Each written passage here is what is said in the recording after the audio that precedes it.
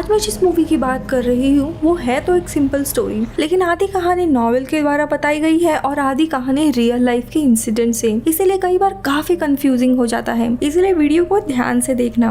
अ writer's odyssey. So movie शुरू होती है तब हम ग्वेन नाम के एक आदमी को देखते हैं जो अपनी बेटी टैंजरीना को एक एंशिएंट सिटी में ढूंढ रहा था। तभी अंधेरे में उसे टैंजरीना की पुकार सुनाई देती है, लेकिन तभी अचानक से एक भयानक राक्षस उसके सामने आता है और ग्वेन की आंख खुलती है। ये उसका सपना था। तभी हम देखते हैं ग्वेन एक पहाड़ी पे बैठा हुआ था और नीचे रास्ते पे एक ट्रक को आते देख वो नीचे आने लगता है। यहाँ पे ग्वेन के पास एक तरह की पावर रहती है कि काफी दूर से पत्थर या कोई भी चीज अगर वो फेंक के मारता है तो बिल्कुल निशाने पे लगती है और सामने वाला शायद मर भी सकता है। यहाँ पे ट्रक को आते देख वो दूर से ही ट्रक पे पत्थर मारने लगता है, जिसके कारण ड्राइवर काफी जख्मी होता है और ट्रक क्रैश कर जाता है। ट्रक से यू नाम का आदमी जख्मी हालत में बाहर निकलता है तो ग्वेन उसे काफी मारता है और उसे पूछने लगता है कि बताओ मेरी बेटी कहाँ पे है? 6 साल पहले तुमने मेरी बेटी को किडनैप किया था। लेकिन तभी पीछे से जख्मी ट्रक ड्राइवर आता है और ग्वेन को मार के बेहोश करता है और ये दोनों भी वहाँ से भाग जाते हैं। अब ग्वेन वो ट्रक खोलता है तो उसमें भी काफी सारे बच्चों को किडनैप करके रखा गया था, लेकिन उसमें उसकी बेटी टैंजरीना नहीं मिलती और वो रोते हुए उधर ही बैठ जाता है। लेकिन थोड़ी देर के बाद वहाँ पे पुलिस आते हैं और इसी को बच्चों का किडनैपर समझ के अरेस्ट करते हैं।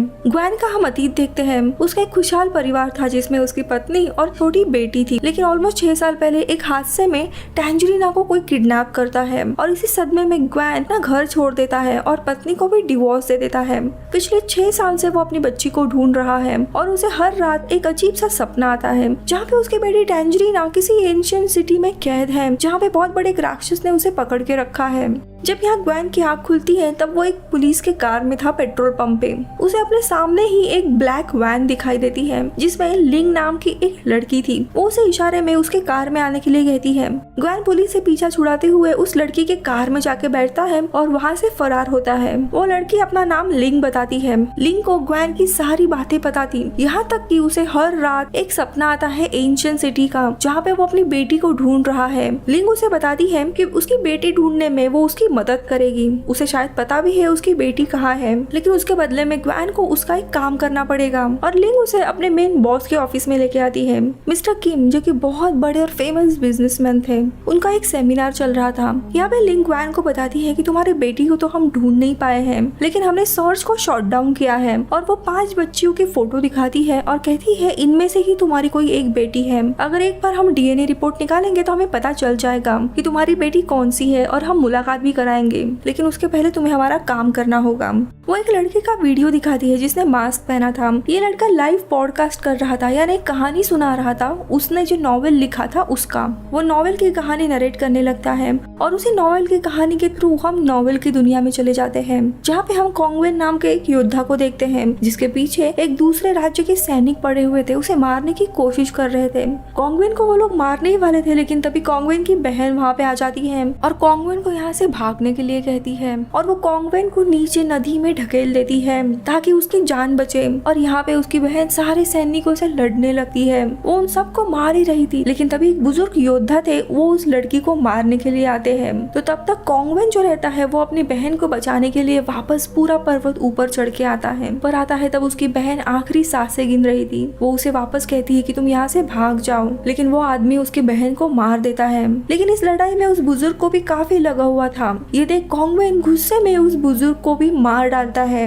ये जो सेना थी वो लॉर्ड रेडमैन नाम के एक बहुत बड़े राक्षस की सेना थी जो आसपास के राज्य के लोगों को मार रहे थे। अब कॉन्गवेन का पूरा परिवार मारा गया था इस लड़ाई में, इसीलिए वो गुस्से में लॉर्ड रेडमैन इस राक्षस को मारने का सोचता है और इस बदले की आग में वो आगे निकलता है। लेकिन अचानक से उसे एक अजीब आवाज पुकारने लगती है। वो पीछे मुड़ के देखता है तो जो वो बुजुर्ग रहता है उसके शरीर पे एक शील्ड रहता है। वो उसके शरीर से उतर जाता है और अचानक से कॉन्गवेन के शरीर में आके जुड़ जाता है। वो शील्ड जिंदा था और उसके बीच में एक आँख रहती है और उसके शरीर से जुड़ने के बाद वो शील्ड उसका खून पीने लगता है। कॉन्गवेन दर्द के मारे काफी चीखने लगता है, लेकिन वो शील्ड निकलता नहीं है। वो शील्ड कॉन्गवेन से बात करने लगता है कि तुम अगर उस राक्षस को अभी मारने के लिए जा रहे हो तो मैं तुम्हारे साथ आऊंगा। और कॉन्गवेन ऐलान कर देता है कि वो जल्द ही लॉर्ड रेडमैन यानी उस राक्षस को मारने वाला है। लेकिन जैसे ही वो यहाँ पे अनाउंसमेंट करता है है रियल जिंदगी में जो मिस्टर किम रहते हैं, जो सेमिनार ले रहे थे, वो अचानक से बेहोश हो जाते हैं। सो जो लिंग रहती है उनकी सेक्रेटरी, वो ग्वेन को बताती है कि तुमने जिस लड़के को अभी ऑनलाइन देखा, वो नॉवेल की कहानी पढ़ते हुए, उस लड़के का नाम जोंग है। वो एक नॉवेल लिख रहा है जिसका नाम है गॉड स्लेयर, और इस कहानी के अंत में वो लॉर्ड रेडमन यानी उस राक्षस को मारने वाला है। लेकिन ये नॉवेल रियलिटी को अल्टर कर रहा है,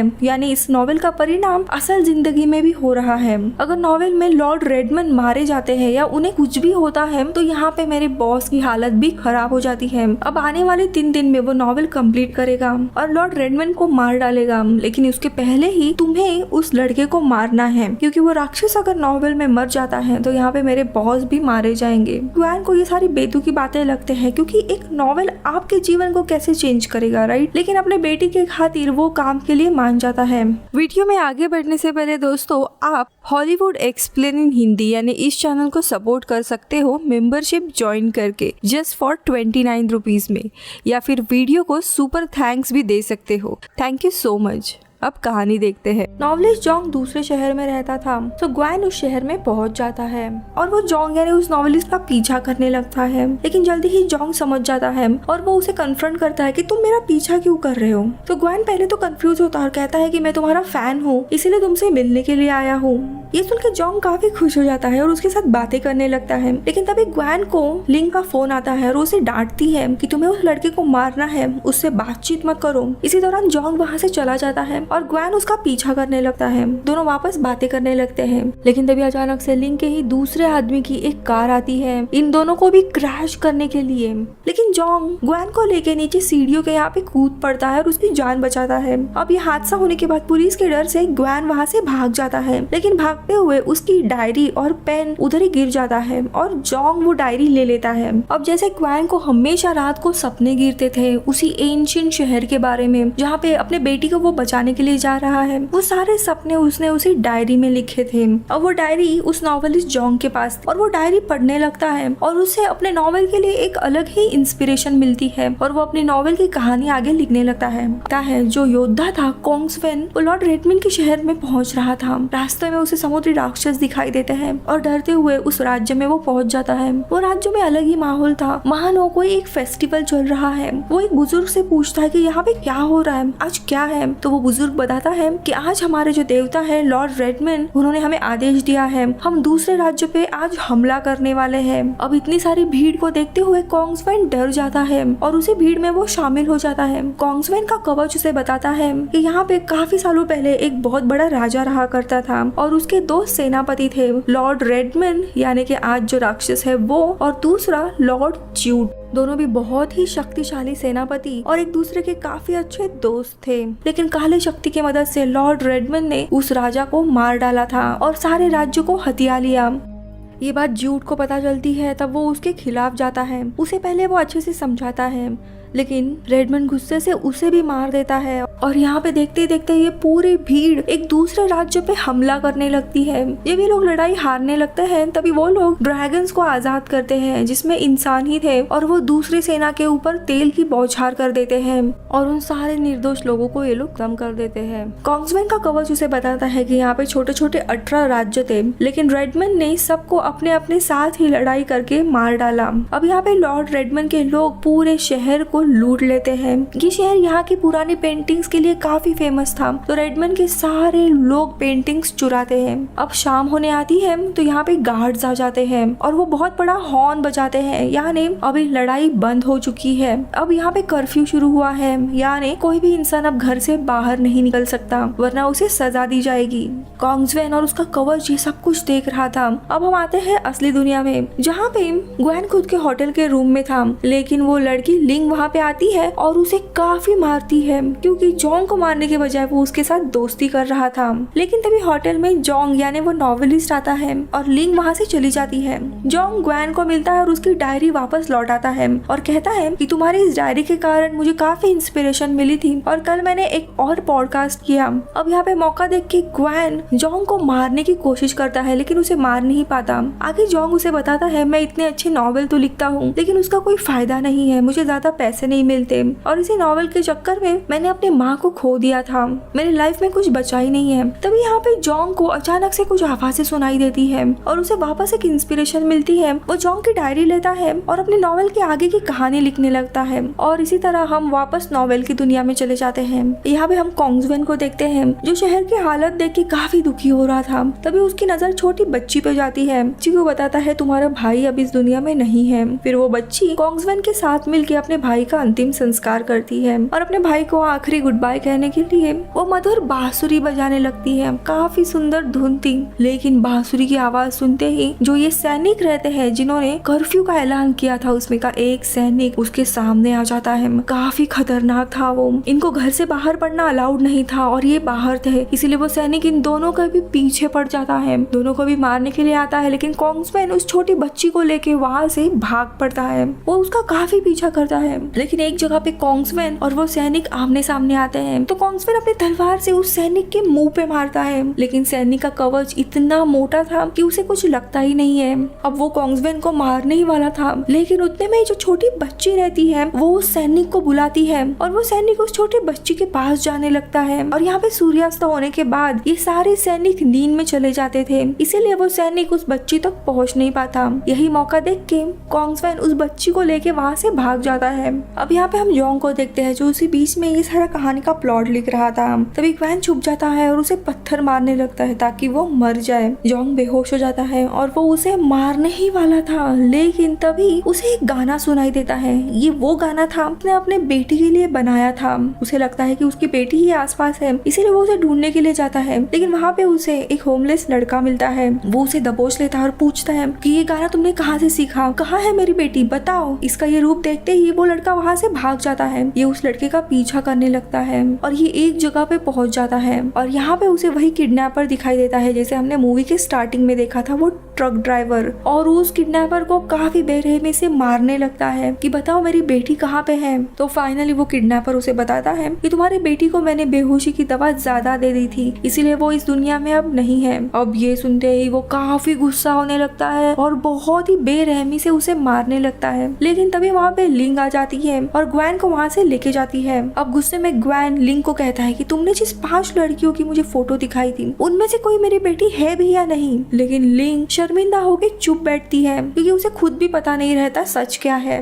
वो उसे कहती है कि देखो तुम्हारी बेटी के बारे में मुझे या मेरे बॉस को पता नहीं है, तुम अगर जाना चाहते हो तो यहाँ से चले जाओ, मुझे माफ करना इन सब चीजों में तुम्हें फंसाया। लेकिन ग्वेन के ऊपर अभी बदले का भूत सवार था, इसीलिए वो कहता है मैं तुम्हारा काम करूंगा, लेकिन इसके बदले में मुझे वो किडनैपर चाहिए, मैं उसे मार डालूंगा। और वो वहाँ से चला जाता है। ये सारी बातें लिंग का बॉस सुन रहा था और वो काफी गुस्सा हो जाता है लिंग के इस बर्ताव से, इसीलिए थोड़ी देर के बाद आके उसे वो काफी डांटता है। यहाँ पे लिंग काफी दुखी हुई थी क्योंकि लिंग के खुद के माँ बाप भी उसे छोड़ के चले गए थे, तो यहाँ पे वो एक बाप को तड़पता हुआ देख वो भी काफी दुखी हो जाती है। अब हम वापस नॉवेल की दुनिया में आ जाते हैं जहाँ पे कोंग्सवेन उस बच्चे के साथ शहर में आ जाता है जहाँ का मंजर बहुत ही खतरनाक था। लोगों की लाशें रास्ते पे पड़ी हुई थी, कुछ लोग खुद को फांसी लगा रहे थे और एक पेड़ पे काफी सारे लोगों के सर लगाए हुए थे। वो लड़की कोंग्सवेन को अपने घर लेके आती है और अपने माता पिता को पुकारने लगती है, लेकिन उसके माँ बाप घर पे नहीं थे। फिर वो उसे अपनी माँ की काफी खूबसूरत पेंटिंग दिखाती है और कहती है कि ये मेरे पिता ने निकाली थी।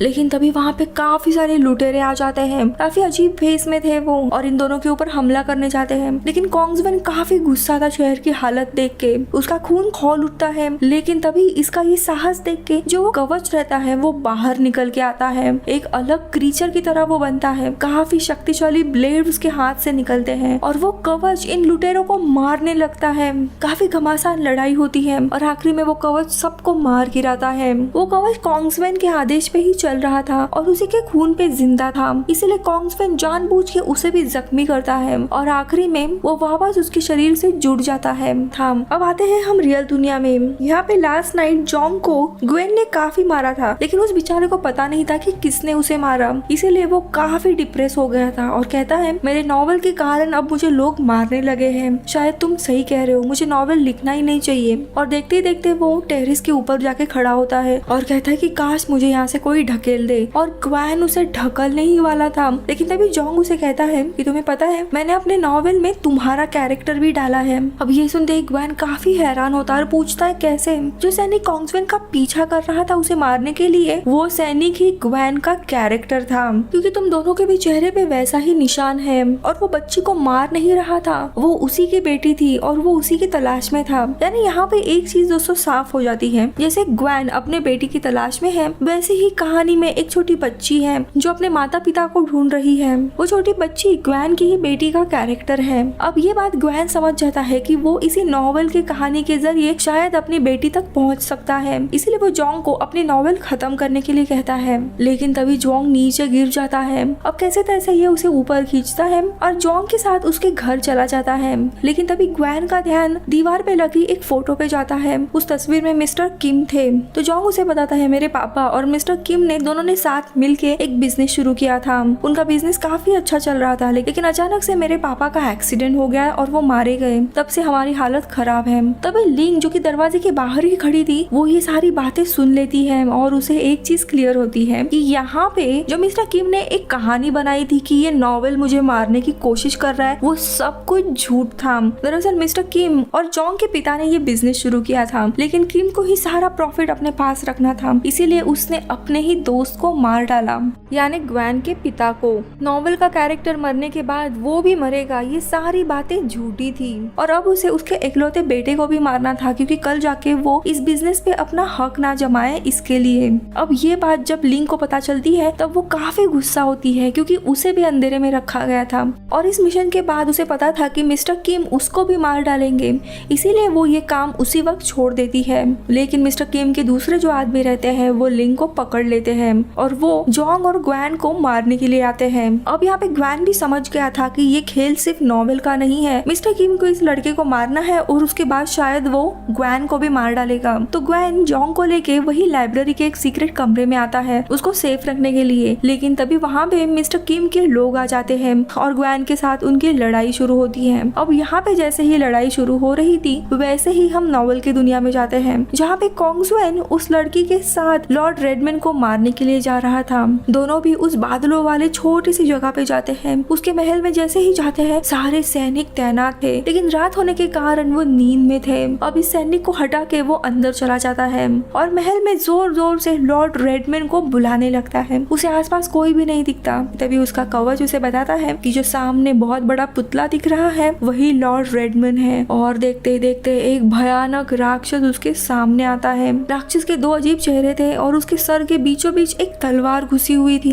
यहाँ पे लॉर्ड रेडमैन कोंग्सवेन को देखता है और कहता है कि मैं तुम्हारा इंतजार कर रहा था, तुम मेरे सबसे खास दोस्त के बेटे हो। यानी कोंग्सवेन के पिता वही सेनापति थे। आखिर लॉर्ड रेडमैन कहते हैं तुम जब छोटे थे तभी मैंने तुम्हारे पिता को मार डाला था, उसके बाद तुम्हें और तुम्हारे बहन को मारने के लिए लोग भी मैंने ही भेजे थे। अब रेडमैन उठता है और उसे लॉर्ड जूड को जहाँ पे बरी किया था उस जगह पे लेके जाता है और कहता है तुम्हारे पिता मेरे अच्छे दोस्त थे, लेकिन मेरे रास्ते में वो आए इसीलिए मैंने यहीं पे उसे मार डाला। अब ये सुनते ही कोंग्सवेन उसके ऊपर हमला करता है और दोनों की भी आपस घमासान लड़ाई शुरू होती है। तो यहाँ पे भी ग्वेन के साथ उन दोनों की काफी लड़ाई हो रही थी, जहाँ पे लिंग को होश आता है और वो ग्वेन की मदद करने के लिए आती है। यहाँ पे कोंग्सवेन भी लड़ाई के लिए शुरू करता है और उसी साहस के कारण वापस उसका कवच अलग होता है और कोंग्सवेन और वो कवच दोनों भी लॉर्ड रेडमैन के ऊपर हमला करते हैं और इन लोगों की काफी घमासान लड़ाई होती है। लेकिन वो राक्षस काफी ताकतवर था और वो कोंग्सवेन पे भारी पड़ने लगता है।